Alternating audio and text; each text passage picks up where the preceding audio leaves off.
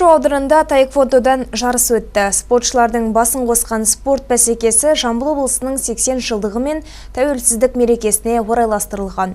Жасөспірімдер қатысқан жарыста кім жеңіске жетті? Әріптесім Әсел Ишанбек айтады. Еліміздің түпкір-түпкірінен жиналған жастар жарыста барын салып, бақ сынасты. Тіпті көршілес Өзбекстан мемлекетінен келген спортшылар да бар. Жалпы саны 300-ге тарта жас таэквондошы сайыста шеберліктерін шыңдады. Осы Тарлан спорт кешенінің спортшылары, таэквондистері 44 оқушысы қатысты. Балаларымыздың нәтижелері жақсы, көрсеткіштері көп болып жатыр. Балалардың бәрі риза. Тарлан спорт кешенінің оқушыларына 3 жылдан аса уже жаттығып жатыр.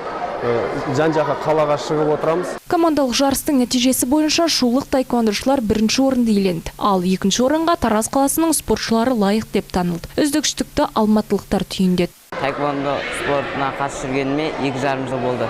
Осы 2,5 жыл ішінде көптеген нәтижелер, халықаралық деңгейде ойын көрсеттім.